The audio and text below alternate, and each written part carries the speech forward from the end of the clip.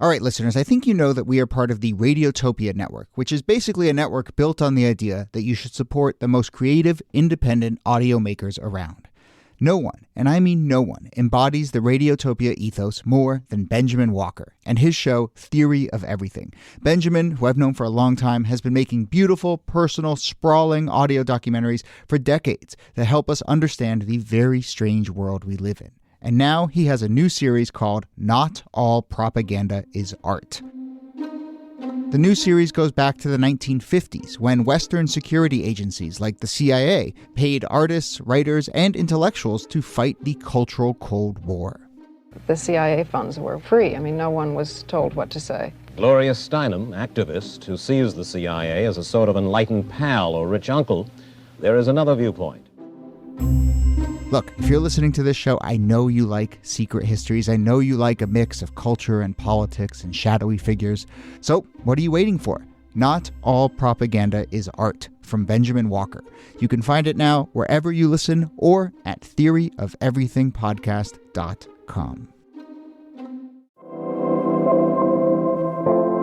Hello and welcome to This Day in Esoteric Political History from Radiotopia. My name is Jody Avirgan. This day, July 10th, 1844, troops withdraw from Philadelphia following riots, the second in a series of riots over the previous few months. These riots had left 15 dead and about 50 people injured. They'd kind of popped up in the wake of the Independence Day celebrations a week earlier, around July 4th, and the violence and tension was wrapped up in some of those questions about Americanism, immigration, patriotism, religion. As we'll discuss, this is part of a moment when Nativism is springing back up along many of those lines. The violence itself, thousands of troops in the streets, guns and cannon fire on both sides. As I said, dozens wounded and killed. So here to discuss Nativism, the riots in Philadelphia, the summer of 1844 are, as always, Nicole Hemmer of Columbia and Kellie Carter-Jackson of Wellesley. Hello there. Hello, Jody. Hey there. So before we get to Philadelphia and this moment, I just wanted to say, I happen to be looking at the episodes we're doing, and I sometimes try and notice patterns in sort of dates and so forth. And the next three episodes, including this one that we're doing, are all in the 1840s, 1850s. I feel like we've done that era a fair amount lately. And, I think listeners know we don't really we jump around on purpose. We try and mix it up. We don't really try and have these runs. They just sort of happen coincidentally. But, when we first started this podcast, I kind of had it in the back of my head. I was like, how many 1968 episodes can we do? Just go back to that over and over and over, because that just felt so resonant in 2020 and so forth. And, maybe this is a coincidence, but I'm curious if you have thoughts about why, even subconsciously in this moment, maybe we're leaning towards the middle of the 19th century. And what is that? Does that say anything? I think it says a lot. I mean, when I think about the 19th century, especially the antebellum period, there are so many incidences and when the Civil War could have happened earlier. Mm-hmm. There's so, not to say that the Civil War was inevitable, but there's so many points in U.S. history in which the division feels so strong and so intense that the country could just explode. You see that in the 1820s and 30s and 40s and 50s. And then, of course, it happens in 1861. But those same political tensions, those hard lines of North and South, or what we might coin today as just red and blue, feels very disturbing, to say the least. That's right. That sense around the 1840s and 1850s of increased violence, of sectional division, of things like Bleeding Kansas and the mini war that's breaking out in the Kansas Territory, the Fugitive Slave Act, which has been at the top of a lot of people's minds in recent weeks. That a lot of the same divisions and techniques for asserting different visions of what America should be are coming up again in our current moment. So I think that's part of the draw. Yeah, and I think it's divisions, but also, fracturing. And it feels like, oh gosh, we're having fights. Obviously, in this era, slavery is the big defining question and fight. But, it's also we're just having fights on every front, you know, and they feel related, but they also just feel like an outlet in some way. And that's sort of when I look at some of these stories, including the one we're going to do today, that's a little bit of what feels resonant. And of course, then, you know, that's, as you were saying, Kellie, that slow march full of all these key inflection points, slow march towards true division and infighting and civil war. And I think, you know, you really, surprisingly enough, you see this a lot in Philadelphia. Like in my own research, I mean, there are riots and major like mob attacks that happen all throughout the 1820s, certainly the 1830s. About every year or every other year, there's a major riot or unrest within Philadelphia. It really is shocking that it's not the city of brotherly love that everyone seems to think that it is. And they're racially motivated, I should say, but they're also religiously motivated, and that's what this riot is here. Yeah. Well, that idea of this being the city of brotherly love, it's also fascinating that these riots between Protestants and Catholics, or these attacks on Catholics, are happening in Pennsylvania, which for so long had been seen as kind of the bastion within the states for civil liberties around religion. It was a state that had a large Quaker population that seemed to have emphasized in an earlier era the importance of religious pluralism, but the influx, as we'll talk about, of German and Irish Catholics into Pennsylvania started to ratchet up some of this both anti-Catholic and anti-immigrant animosity that was fueling both nativist politics and nativist violence. Yeah.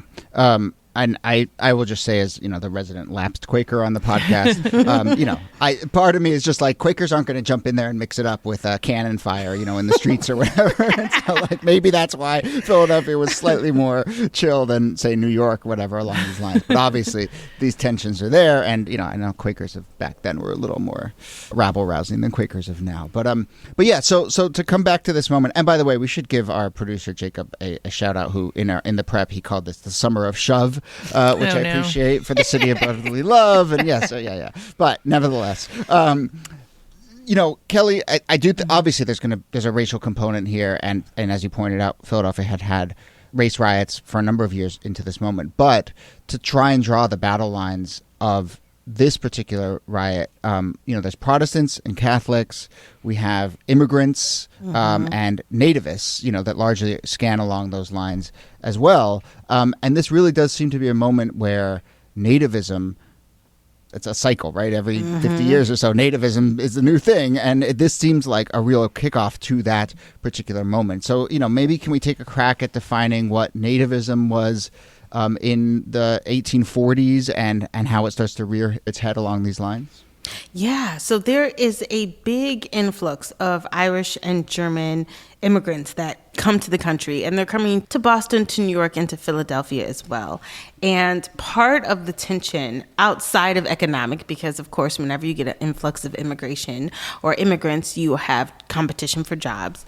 But there was real fear about how they would impact the culture. And so when people started thinking about their children and their children going to school with Irish and German immigrants, and there was a real battle about whether the Bible would be taught or not in schools. And I know this seems like something that we've heard debated before, but 100 years earlier, you know, there's real fear about Catholics and being influenced by the Pope, and that the Pope would try to control these schools, that they would remove the Bible from the schools.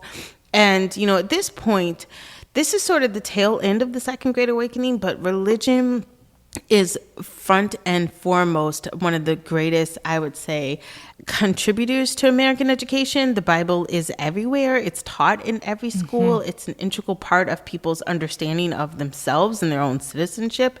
And so to see German and Irish immigrants and have this fear that they might destabilize those ideas or those principles put a lot of people on edge.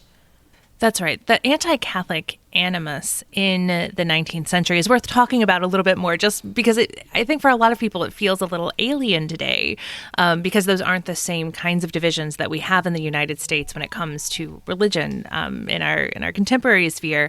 But Kellie mentioned the Pope controlling Catholics, and this was a sentiment that would continue all the way through to when John Kennedy ran for president, and there were claims that he was being controlled by the Pope as the first Catholic president.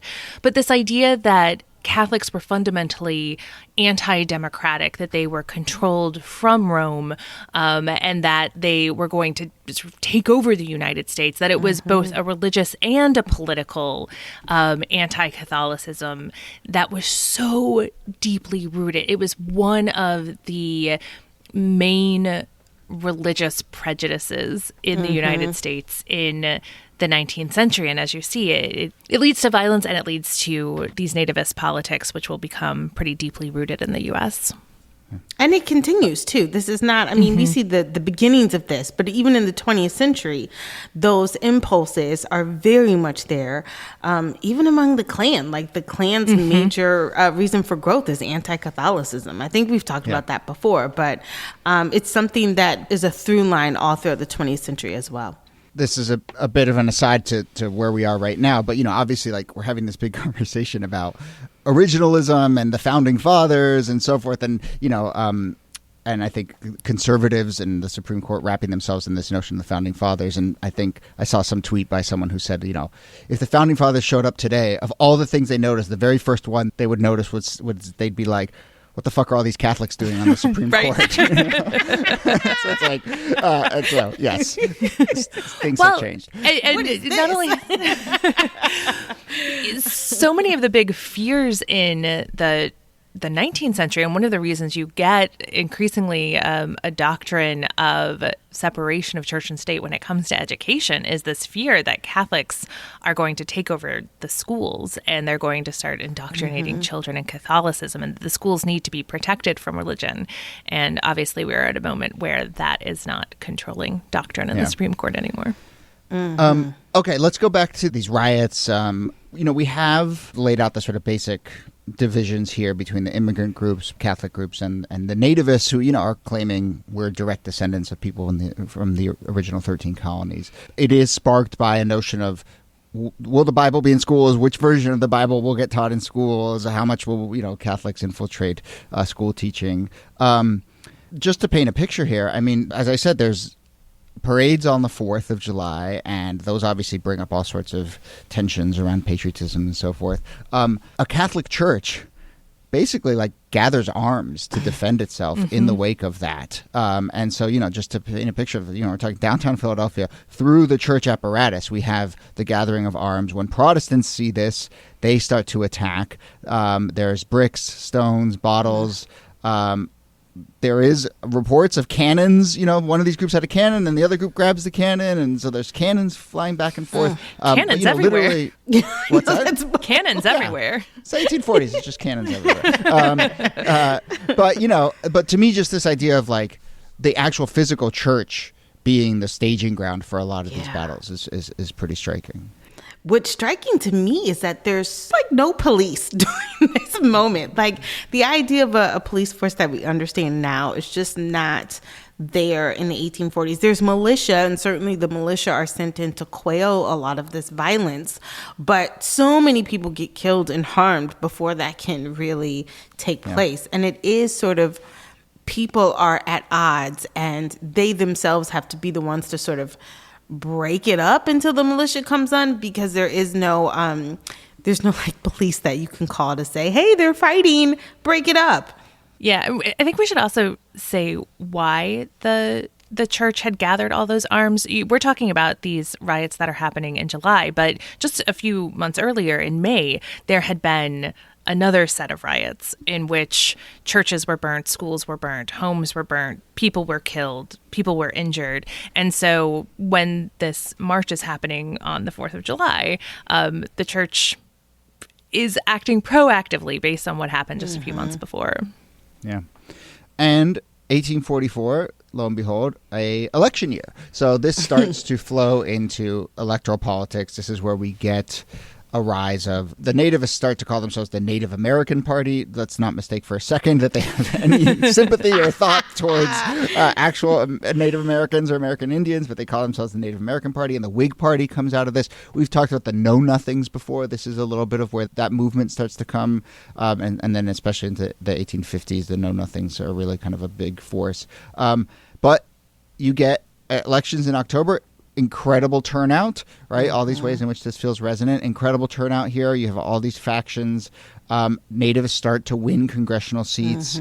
Other nativists start to work their way into other seats throughout the power. And, I think you see this flow from, what do we call them? Community squabbles, riots in the streets, to moving towards electoral politics and actual political power. Yeah, that's exactly right. That the rise of Nativism, not just as a social movement or as a force of violence, but as an actual political organization that's going to get absorbed into the Republican Party, is a really important development. Another important development is the fact that, Catholic schools really get developed in this moment. 17 Catholic schools get founded by 1860. And I don't think that's a coincidence. I think it's a direct response to the fact that Catholics no longer feel safe within the public schools and really retreat inward into educating their own population so that there is less conflict about what is going to be taught or what will not be taught. Yeah, and that brings us full circle, I think, to where a lot of these started, which was a battle over schools. And I think time and time again, we've seen so many of these battles are originate or at least played out in schools. And then that response of, well, we're going to just start our own school system. We're going to, segregate our own schools, take our ball and go home, if you want to look at it that way. But that's really a corrosive response, if understandable, but it means, it's people opting out of trying to do a common project together. You know? Yeah. And it in a lot of ways, it's disheartening because you realize that these factions become more and more segregated than they do become integrated into the fold. Yeah, yeah, exactly. All right. Well, we'll end it there. And as I said, a couple more episodes about this era coming. So if you want to, if your headspace wasn't already in the 1840s and 50s, it will be as you listen to these next couple episodes. But Nicole Hammer, thanks to you. Thank you, Jody. And Kellie Carter-Jackson, thanks to you. My pleasure. This Day in Esoteric Political History is a proud member of Radiotopia from PRX, a network of independent, listener-supported, artist-owned podcasts. We can only make the show with your support. If you want to support the show and the network, you can do it at thisdaypod.org. Also, on our website, you can sign up for our newsletter. You can also see transcripts of the show. Our researcher and producer is Jacob Feldman. Our producer is Brittany Brown. Kala Nakua helps with transcripts and the newsletter. Thanks to Julie Shapiro and Audrey Martovich, executive producers at Radiotopia. Thanks to the whole team at Radiotopia and PRX. If you have any questions or comments or ideas about the show, get in touch, thisdaypod@gmail.com, or find us on social media at thisdaypod. My name is Jody Avergan. Thanks again for listening, and we'll see you soon.